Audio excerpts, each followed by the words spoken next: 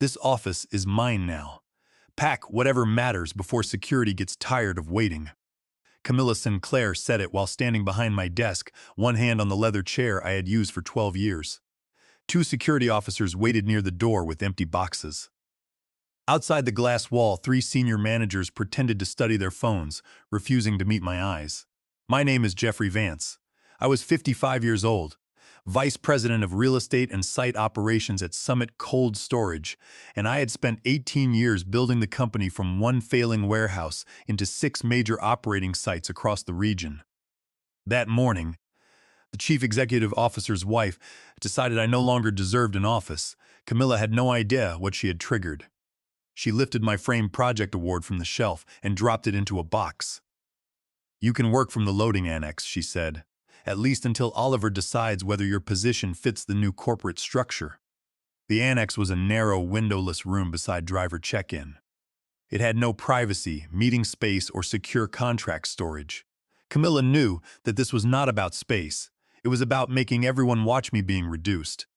6 weeks earlier, Oliver Sinclair, the chief executive officer of Summit, had given Camilla an invented title, Executive Chair of Workplace Experience. She had never managed a warehouse, negotiated a lease, or passed a lender inspection. But she had strong opinions about furniture and what she called the company's visual energy. She looked around my office and smiled. "This room feels tired," she said. "Very functional, not very modern." I looked at building plans spread across the side table. They covered a $12 million refrigeration expansion requiring approval by Friday. Camilla pushed them aside for samples from her wellness brand. She announced that the executive wing would become a showroom and client lounge.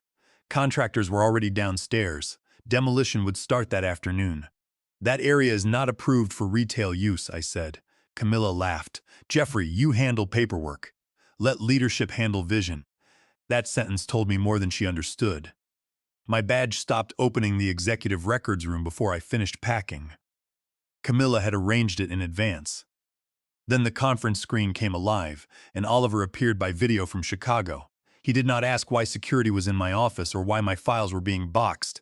He looked at me briefly, then focused on Camilla. "Let us cooperate," he said. "These changes are temporary." "Temporary until when?" I asked. Oliver adjusted his cuff. "Until we determine where your skills are most useful." 18 years, 6 facilities, and suddenly my future was being discussed like a storage problem. I felt the humiliation, but I simply refused to perform it for them.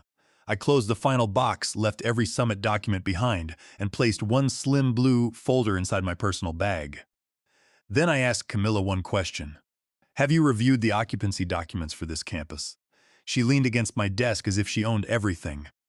"The building belongs to Summit," she said. "I do not need permission from some paperwork department to improve my husband's property." I nodded once. Summit did own the buildings. What Camilla did not know was that they sat on 42 acres controlled by Vance Land Holdings, LLC, my company. The master ground lease had recently been valued at $20 million. It controlled the land, access road, utility easements, parking rights, and Summit's legal right to operate there.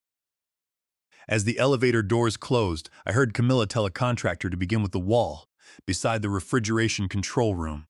That wall bordered a protected utility corridor. Changing it without my company's written consent violated the lease.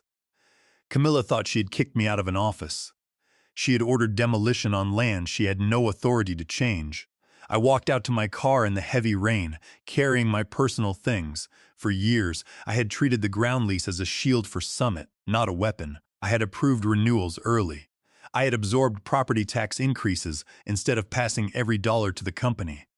Twice other logistics firms offered more for future rights, and twice I refused. I believed Summit's stability protected the people who worked there. But the market had changed. The land sat near a growing distribution corridor, and an independent appraisal valued my leasehold interest at $20 million. The blue folder in my bag contained the master lease, sublease, board approvals, annual disclosure letters, the latest appraisal, and every required notice procedure. Camilla thought it contained paperwork. It contained the legal foundation of the flagship campus. She believed her husband owned without restriction. By ordering renovations, blocking my access, and announcing her wellness brand as a new occupant, she had created several violations in front of employees and contractors. But the most urgent problem was physical. The wall beside the refrigeration control room protected a utility corridor mapped under the lease. Electrical lines, control wiring, and emergency systems passed through that area. When Camilla told the contractor to start there, she was putting a $20 million lease, a national client, and the entire campus operation at risk. And by the next morning, she would make the mistake even worse. Summit Cold Storage had not always looked powerful. When I joined at 37, the company owned one aging warehouse with a leaking roof and unreliable refrigeration. Hired as a junior site coordinator, my job was simple: track permits, update schedules, and support property managers. Within 3 months, I was doing the work nobody else wanted. I learned zoning codes, vendor contracts, refrigeration schedules, environmental rules, utility approvals, lender inspections, and the exact order in which each department needed to move. The work was invisible when done well and blamed on someone when it failed. I became very good at making sure it did not fail. Over 18 years, I helped open 6 facilities and recover 2 construction projects that were already millions of dollars over budget. When a permit stalled or a cooling system failed before a holiday shipment, Oliver called me. He used to say, "Jeffrey always finds a way." For a long time, I believed that was respect. It was actually permission to keep asking more from me without changing my title enough to match the responsibility. My loyalty cost more than I admitted. I missed my daughter Chloe's school performances and answered supplier calls during Christmas dinner. After my divorce, I gave work everything I had left. When my mother Clara was injured in a car accident, I paid part of the cost and worked from hospital corridors while she slept. Oliver praised me privately. "You are the backbone of this company," he told me. Then, whenever the chief operating officer role came up, he found a reason to wait. The board needed more time or the timing was not right. Once, after I had spent 14 months leading a new facility opening, Oliver told me, "We need you where you are most useful." That meant carrying executive responsibility without executive authority. The office Camilla took had become proof of how much of my life was tied to Summit. I had planned the flagship campus from that desk. During the first refrigeration launch, I slept on the office sofa for 2 nights because the controls kept dropping temperature alarms. Inside the bottom drawer, I kept handwritten notes from employees. One was from a driver whose route had been saved. Another came from a technician whose team avoided layoffs because I found a cheaper expansion plan. Those notes mattered more to me than the award. Camilla dropped into a box. Summit employed more than 200 people. Many of the technicians and drivers had been recruited by me. I knew who depended on overtime during winter, and that was why I stayed. I kept telling myself that leaving would expose good people to careless leaders. My weakness was not that I lacked courage. It was that I confused endurance with loyalty, and loyalty with safety. Camilla's deactivation of my badge forced me to see the truth. By solving every crisis quietly, I had trained Summit's leaders to believe there were no consequences for ignoring me. They were wrong because 9 years earlier, when Summit was too weak to secure the land beneath its most important project, Oliver had asked me to risk my own money to save it. Summit was one failed deal away from becoming a regional footnote. We had the chance to bid on a national grocery contract worth more than $60 million over 5 years. The client wanted a cold storage campus near 2 major highways, but Summit's lender had frozen new real estate debt. The company could afford construction if the grocery contract was signed, but it could not secure the land. The owner gave us 30 days. Oliver called me into his office late on a Friday. "Find a bridge," he said. "If you solve this, Jeffrey, we will make you whole." I believed him. I used my savings, part of an inheritance, and a bank loan secured against my personal assets to form Vance Land Holdings LLC. The arrangement was not hidden. Summit's board reviewed it. Outside attorneys drafted the agreements, and the company's auditors received the documents every year. My LLC acquired a 35-year master ground lease. Then it granted Summit a sublease below market rate. That deal saved the grocery contract and made the flagship campus possible. Over 9 years, Summit built 3 refrigerated warehouses on that land. Executives started calling the property Summit's headquarters. They said it so often that they forgot what the documents actually said. Summit owned the buildings. Vance Land Holdings controlled the ground beneath them. That difference affected almost everything. The master lease covered the land under all three warehouses, the only legal truck entrance, employee parking, stormwater access, utility corridors, and easements carrying refrigeration power and backup systems across the site. Without a valid sublease, the company could not legally occupy the campus, finance the buildings, or assure major clients that operations would continue. Major structural changes or a new subtenant required landlord consent. Camilla had announced both before lunch. I returned the next morning because a safety meeting had been scheduled before Camilla took my office. My access still worked at the employee entrance, but my name had disappeared from the executive directory. In its place was a new listing, Tiffany Mercer, Director of Campus Transformation. Tiffany came from luxury branding. She had never managed a refrigerated warehouse, reviewed an environmental permit, or attended a fire inspection. Camilla introduced her as the person who would modernize Jeffrey's outdated systems. Then she placed my 5-year campus plan on the conference table. It contained my expansion schedule, vendor map, and compliance calendar. Camilla presented it as the strategy she and Tiffany had developed. "We appreciate the foundation Jeffrey provided during Summit's scrappy phase," she said. "Now we need people who understand where the brand is going." I had opened 6 facilities for that brand. Still, I said nothing. Then I heard drilling behind the wall. Contractors had started beside the refrigeration control room.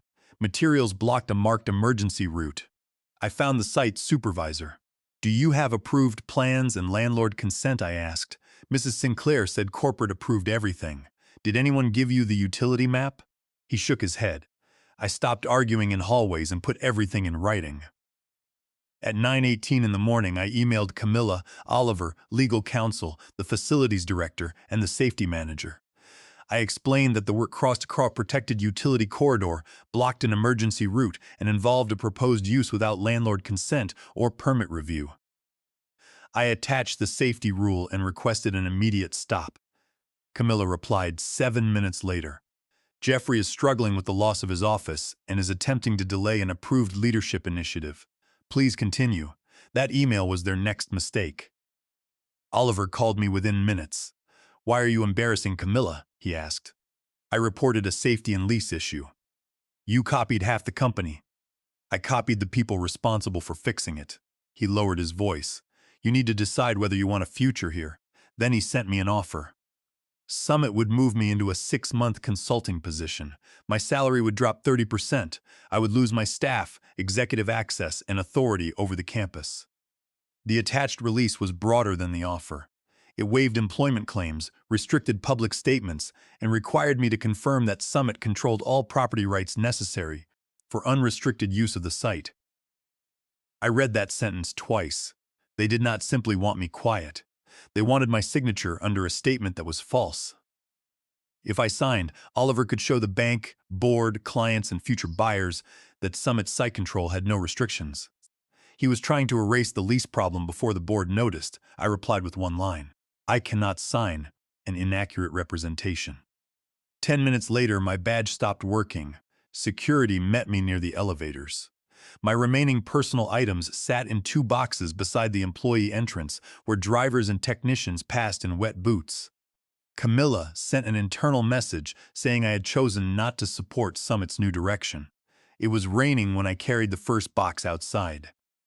Employees watched through the glass, but I shook my head. I did not want anyone risking a job for me.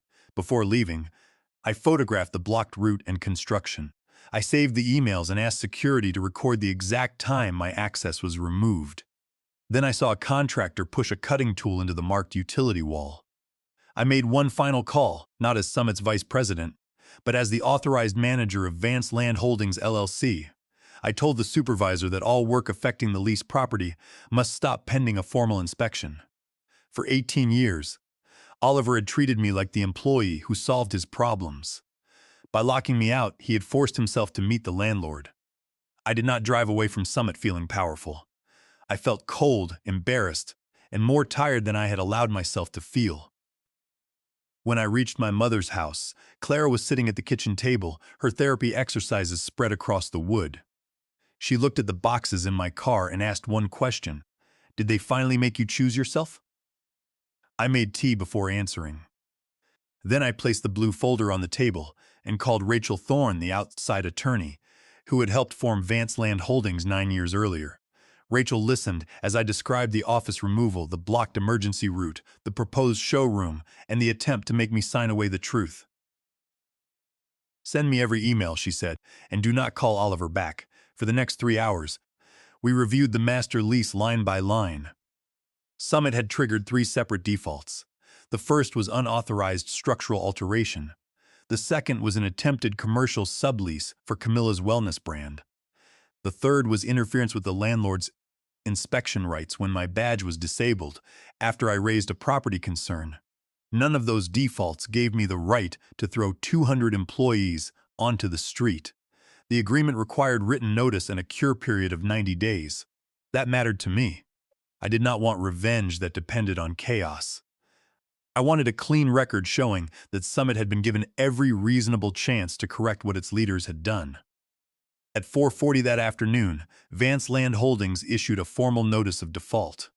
It went to Summit's legal department, every board member, and the bank holding the mortgage on the warehouse buildings. The notice ordered all non-approved work to stop. It requested access for a landlord inspection. It required written confirmation that Camilla's showroom plan had been canceled until permits and consent were obtained. It did not demand eviction or contain threats. It simply stated the contract. At the same time, I sent my resignation from Summit. I declined the consulting offer, returned my laptop and phone through Rachel's office, and provided a list of company properties still stored in my former office. I gave Oliver nothing he could call insubordination. Then I made 3 careful calls. The first was to the national grocery client whose regional contract depended on the campus. I did not share private legal advice. I said a property compliance matter was under formal review and that I had resigned. She went silent. Who is managing the site now? She asked. That is a question for Summit, I replied. My second call was to the bank's senior real estate officer. Because the bank was named in the lease documents, Rachel confirmed I could notify him of the default notice. My third call was to Audrey Mercer, president of Cedar Peak Logistics. Audrey had tried to recruit me twice. I had declined because I believed leaving Summit would damage the people who had built the network alongside me. This time, I said, my situation has changed. She answered, then let us talk before someone else realizes what you are worth. I also called my former department leads. Some were angry enough to resign immediately. I told them to remain at their posts. Do not copy files. Do not walk out. Do not give anyone a reason to question your professionalism, I said. Protect your jobs and your families. Their loyalty was not mine to spend. At 6:12 in the evening, the first consequence appeared. The bank paused Summit's planned expansion loan until the company could confirm uninterrupted site control. 14 minutes later, the grocery client requested written assurance that its inventory and future volume would not be affected. Oliver called 3 times. His first voicemail said I was overreacting. His second said we needed to resolve a misunderstanding. His third asked me to call before the board became involved. Camilla sent one message. You are using a technicality to punish everyone because you lost an office. I read it once, saved it, and gave it to Rachel. Then I turned off my phone. The lease inspection was scheduled for Monday at 8 in the morning. By then, the question would no longer be whether Camilla had insulted me. It would be whether her renovation had damaged a campus Summit could not operate without. At 7:55 Monday morning, I arrived at Summit with Rachel, an independent safety inspector, and a property engineer. My old badge was useless, so security called upstairs for permission to let the landlord enter. That delay lasted 11 minutes. Rachel documented everyone who spoke to us. Tiffany met us in the lobby holding a renovation binder. Camilla stood behind Tiffany. This is cosmetic work, Camilla said. There is no reason to turn it into a legal production. I asked Tiffany for the approved drawings, contractor insurance certificate, current occupancy permit, and utility map. She opened the binder. It contained fabric samples, furniture layouts, and photographs of luxury wellness studios. There was no permit, no insurance certificate, and no utility map. For the first time, I saw fear replace her confidence. The inspector found the blocked emergency route within minutes. Construction materials had been stacked across a marked exit corridor. A section of conduit had been cut near the refrigeration controls, and debris had been pushed into a restricted stormwater area. The engineer confirmed that the damage was repairable, but only if work stopped immediately. Camilla argued that I was exaggerating. The inspector looked at her and said, "This is not a branding disagreement. This is a safety issue." I authorized temporary repairs through Vance Land Holdings. I could have forced Summit to wait for a full dispute process, but refrigerated inventory worth nearly $8 million was inside those buildings. Drivers, technicians, and warehouse crews were already working. I would not endanger them to prove a point. That confused Camilla more than anger would have. She expected revenge. I gave her procedure. By noon, the pressure spread beyond the property line. The bank froze the expansion loan because Summit could not certify uninterrupted occupancy. The grocery client placed its planned regional volume increase on hold. Summit's insurance carrier requested a formal report on the unauthorized construction. A cooling equipment supplier refused to install a new system until it received written landlord approval. None of those people were doing me favors. They were protecting themselves from a company whose executives had ignored contracts, permits, and site control. Managers began asking questions they should have asked years earlier. Who controlled the truck entrance? Vance Land Holdings. Who held the utility easements? Vance Land Holdings. Who had authority to approve a new commercial occupant?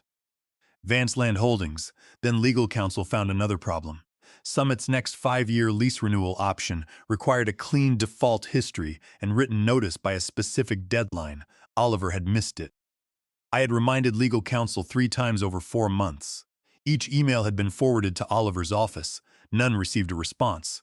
The board now had copies of those emails. By Monday afternoon, Oliver's tone changed. His first call demanded that I withdraw the default notice. His second offered to restore my title. His third offered a meeting to discuss enhanced compensation. I responded through Rachel. The cure terms had not changed. Stop the work, restore inspection access, correct the safety violations, and acknowledge the actual lease structure. Camilla left the voicemail near 5 o'clock. "Jeffrey, this has become unnecessarily personal. We should meet and put it behind us." She had removed me publicly, questioned my professionalism, and tried to make me sign a false statement. Now, she wanted privacy. I did not call her back. The next morning, the board's audit committee requested all lease disclosures, renewal emails, and construction approvals. Tiffany called me separately, terrified. Camilla told me Summit owned everything, she admitted. I told her to tell the truth. That afternoon, I met Audrey Mercer at Cedar Peak's headquarters. She offered a plan. Cedar Peak was prepared to negotiate for future subtenant rights, invest in the campus, and hire qualified Summit employees. She placed a written proposal in front of me. Chief Development Officer, board access, equity, and full authority. It was the position Oliver had promised me for years. "I am not interested in burning Summit," Audrey said. "I want to build something better." For the first time, I saw a future away from the people who had humiliated me. Then Rachel's phone rang. Summit's board had called an emergency meeting regarding the $20 million ground lease and site control. The next morning, I entered Summit's executive conference room with Rachel beside me. For 18 years, I had entered that room as the employee expected to solve problems. This time, I entered as the landlord. Camilla was sitting in my old chair, whispering to Oliver. The board chair, Margaret Lawson, looked at the attendance list. "Mrs. Sinclair, you do not hold a position here," Margaret said. "You must leave." Camilla walked out, passing me without speaking. That quiet reversal gave me more satisfaction than any argument. Oliver tried to restore my position, sliding a written offer across the table. It included my previous salary increased by 40%, the title of Chief Operating Officer, and a public apology. "I am not here as an applicant," I said. "I am here as your landlord." Oliver then offered to buy the master lease for less than half its independent value. Rachel distributed copies of the $20 million appraisal, original board approvals, and 9 years of conflict disclosure signed by Summit's officers. She displayed An email Oliver had sent when the arrangement was created, proving he had known about the lease structure from day one.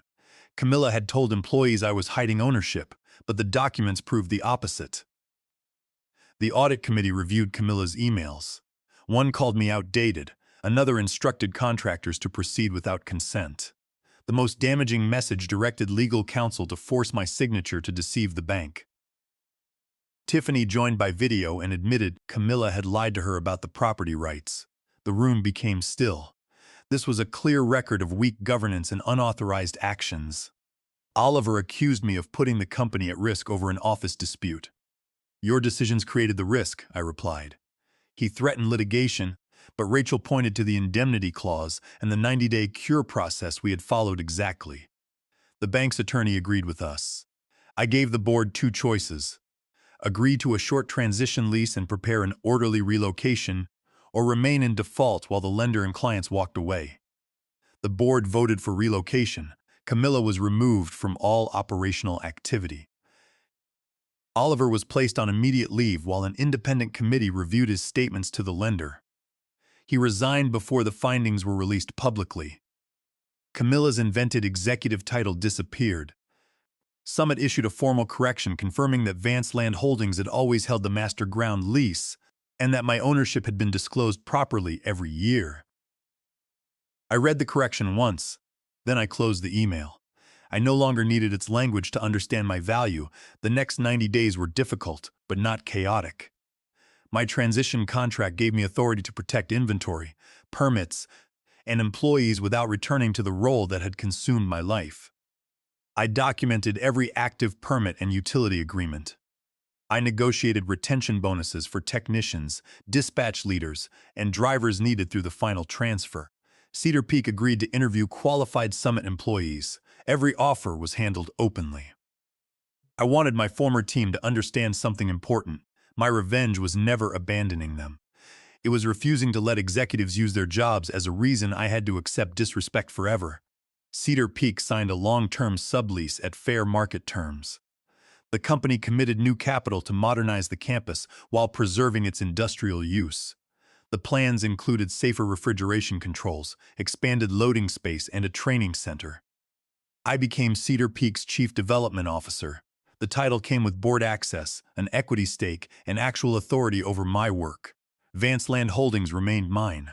For the first time, the asset I had risked my savings to secure produced the income and control it should have provided all along.